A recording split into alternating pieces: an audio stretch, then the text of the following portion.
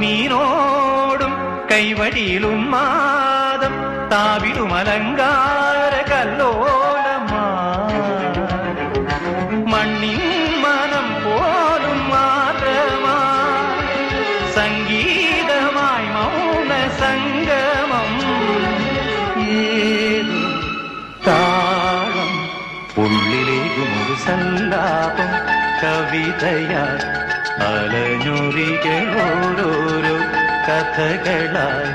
കഥയിലവൾ മാലാഖയായി നിലാപ്പൂക്കൾ വീണ മഞ്ജീരമായി നിശാഗന്ധിതൻ